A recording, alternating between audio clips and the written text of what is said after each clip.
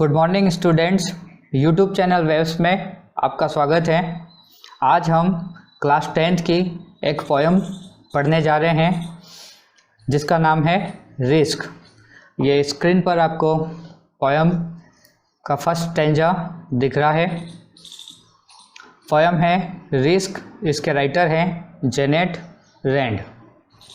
Janet Rand इस poem के द्वारा ये मैसेज कन्वे करना चाह रहे हैं, हमें बता रहे हैं वी वुड नॉट गेट, या फिर हम कह सकते हैं learn anything in our life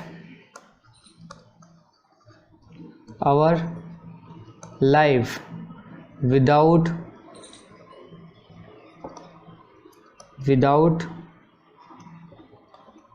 risk. यानी जीवन में हम कुछ भी हासिल नहीं कर सकते हैं या सीख सकते हैं बिना रिस्क के। ये एक मोटिवेशनल पोएम है, मोटिवेशनल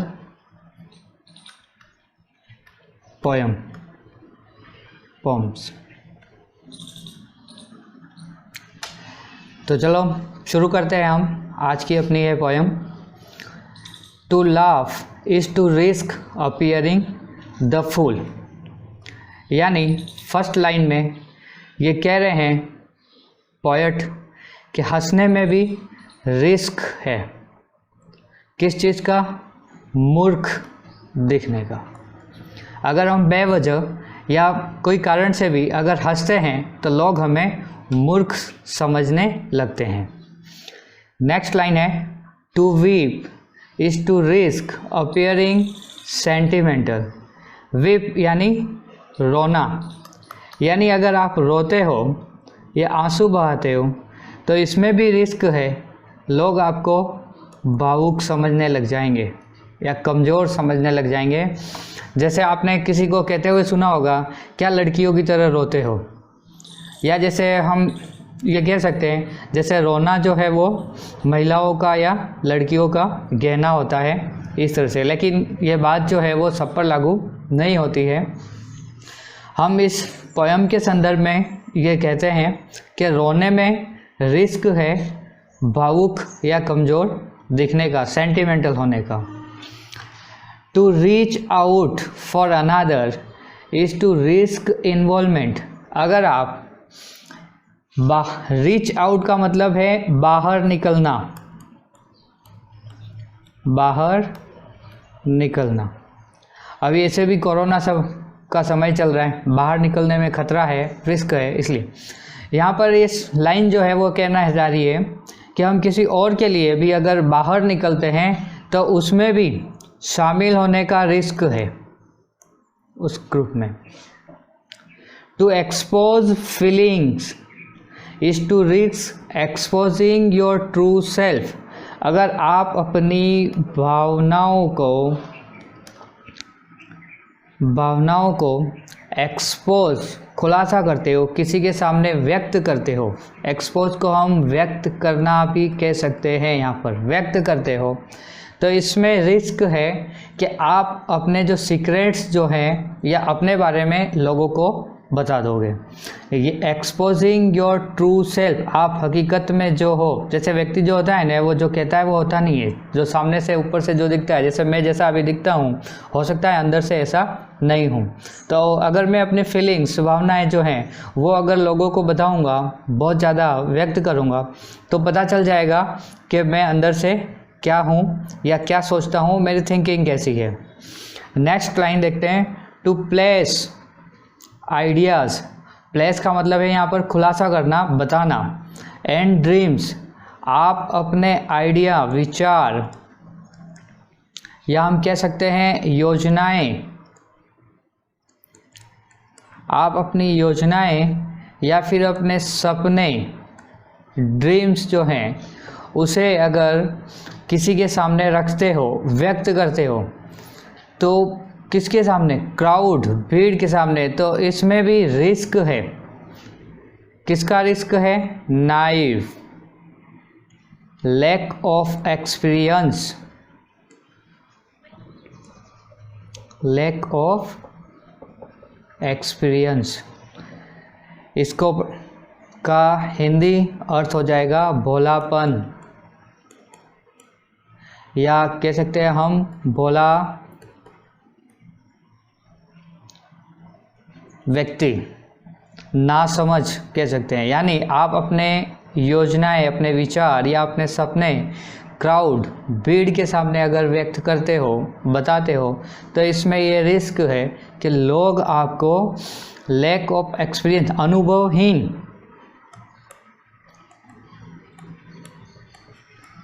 अनुभवहीन समझने लग जाएंगे,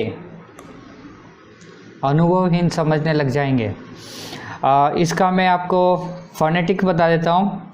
NAIVE, नाइव, ये इस तरह से लिखा जाएगा, न एन, ये आ की ध्वनि, आ ई, ये डिफ्थोंग साउंड है।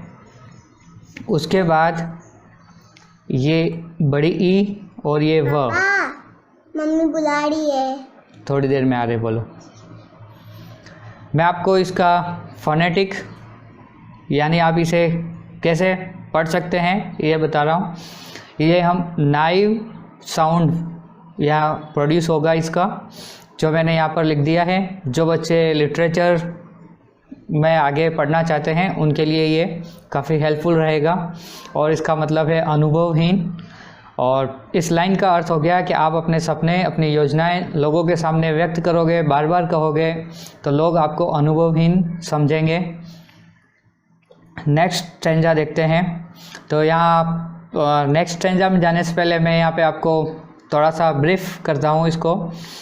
जेनेट रैंड जो है वो यहाँ पर बताना चाह रहे हैं कि हंसने में मूर्ख साबित होने का रिस्क है, रोने में लोग आपको सेंटिमेंटल भाव समझेंगे, इसका रिस्क है, किसी के लिए बाहर निकलने में रिस्क है, आप उसके साथ शामिल हो जाएंगे इसका, आप अपनी भावनाओं को अगर व्यक्त करते हो, एक्सपोज करते हो, अपनी जो फीलिंग्स हैं उनको, तो लोग आपके बारे में सही सही जानकारी, मतलब आप कैसे हो, आपके नेचर को समझ जाएंगे।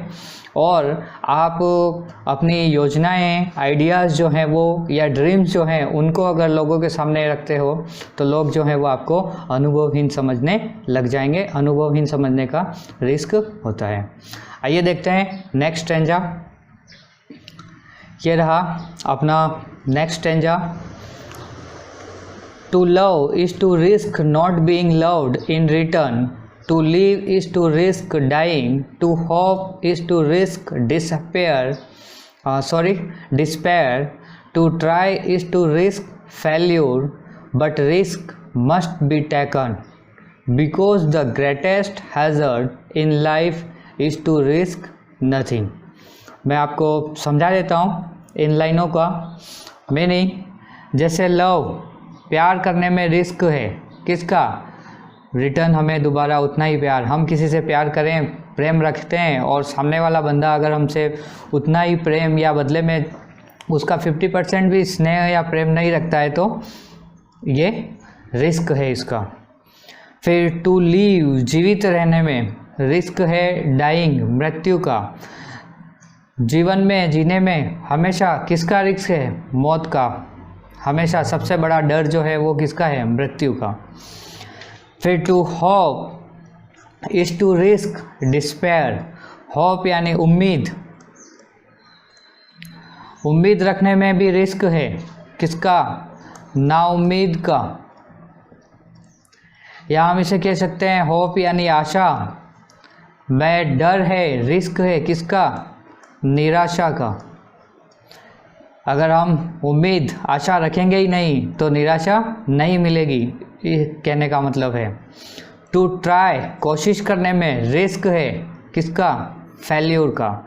कोशिश करेंगे, अगर हम प्रयास करेंगे ही नहीं तो सफल या असफल, सक्सेस का कोई मतलब ही नहीं है। तो कोशिश करने में भी रिस्क है, फेल्यूर का, लेकिन फिर भी कोशिश करनी चाहिए। But risk must be taken, लेकिन फिर भी रिस्क लेना है हमें। जेनेट पोएट जो हैं वो कह रहे हैं कि ये सभी रिस्क हैं जीवन के हर फील्ड में, लेकिन फिर भी व्यक्ति को रिस्क लेना है। क्यों लेना है इसको आगे ये बता रहे हैं। Because the greatest hazard, hazard means खतरा, डेंजर, डेंजर इन लाइफ, जीवन में सबसे बड़ा खतरा यह है, is to risk nothing, risk नहीं लेना, प्रयास नहीं करना, जोखिम नहीं उठाना। अगर आप हमें घर पर ही बैठे रहोगे कि हर चीज़ हर जगह खतरा है, कुछ भी नहीं कर सकते, तो फिर आप जीवन में कुछ भी हासिल नहीं कर पाओगे। तो इसीलिए पोएट महोदय ये कहना चाह रहे हैं कि जीवन में आप रिस्क नहीं लेते हो, ये जीवन में अपने आप सबसे बड़ा खतरा है, डेंजर है। नेक्स्ट स्टेंजा देखते हैं। The person who risk nothing, does nothing, has nothing, is nothing, and becomes nothing. They may avoid suffering and sorrow, but they cannot learn, feel, change, grow, love, and live. Chained by their certitude, they are slaves. They have forfeited, they have forfeited पढ़ेंगे इसको, their freedom. Only a person who risk is truly free. इसको explain करते हैं, समझते हैं थोड़ा कि आगे पोएट ये कह रहे हैं कि the person who risk nothing, मतलब वो व्यक्ति जो रिस्क नहीं लेता है, डज नथिंग मतलब कुछ नहीं कर सकता, हैज़ नथिंग कुछ नहीं पा सकता, इज़ नथिंग वो कुछ नहीं है, एंड बिकम्स नथिंग वो कुछ नहीं बन सकता, कुछ हासिल नहीं कर सकता। यानी कोई व्यक्ति अगर रिस्क नहीं लेगा, प्रयास नहीं करेगा, कोशिश नहीं करेगा, तो वो कुछ भी नहीं है, कुछ नहीं कर सकता, कुछ नहीं हासिल कर सकता और कुछ नहीं बन सकता है। और ऐसा करने से हो सकता है दे में अवॉइड सफरिंग, क्योंकि आप प्रयास करोगे, मेहनत करोगे तो कष्ट आएंगे, बाधाएं आएगी, तकलीफ़ आएगी, तो हो सकता है अवॉइड यानी दूर रहें, नहीं होगा क्या, सफरिंग कष्ट नहीं होगा, सोरो दुख नहीं होगा। मतलब अगर आप रिस्क नहीं लोगे तो हो सकता है कुछ टेम्पररी टाइम के लिए उनको वो कष्ट और दुख से दूर रह जाएंगे। But they can not learn, लेकिन वो कुछ भी सीख नहीं पाएंगे, फील महसूस नहीं कर पाएंगे, या हम कह सकते हैं अनुभव नहीं कर पाएंगे, चेंज कुछ भी बदल नहीं सकते, ग्रो बड़े नहीं हो पाएंगे, विकास नहीं हो पाएगा, लव प्रेम और लिव जीवित नहीं रह पाएंगे। कौन? जो दुख या कष्ट से दूर रहने के लिए रिस्क नहीं लेंगे, वो कुछ भी सीख नहीं पाएंगे, कुछ महसूस नहीं कर पाएंगे, कुछ अनुभव नहीं कर पाएंगे, कुछ बदलाव नहीं कर पाएंगे, विकास नहीं कर पाएंगे, मतलब सीख नहीं पाएंगे, बड़े नहीं हो पाएंगे, प्रेम नहीं होगा और ना ही वो जीवित रह पाएंगे। चैन मतलब बंधे हुए, चैन मीन्स बंधे हुए, जकड़ना या प्रतिबंध, और प्रतिबंधित, या हम सरल शब्दों में इसको कह सकते हैं बांधना, ठीक है, या फिर जकड़ना। बाय देयर सर्टिट्यूड, सर्टिट्यूड यानी रोक के रखना, मतलब ये पक्का विश्वास, दृढ़ निश्चय। मैं यहाँ लिख देता हूँ, दृढ़ सर्टिट्यूड मीन्स दृढ़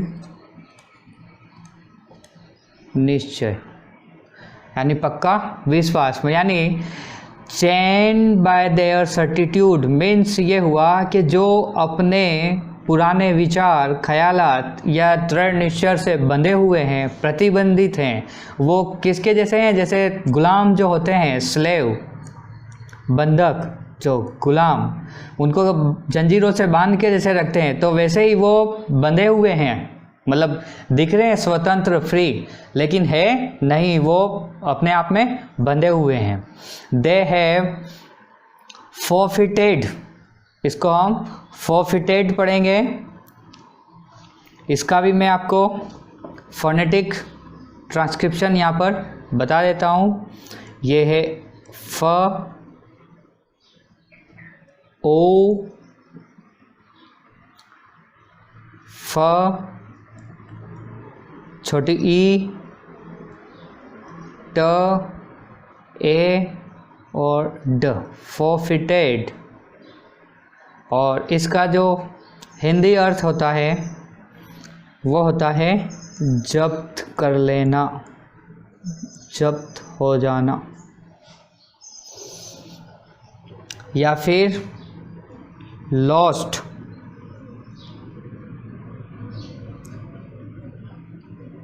खो देना।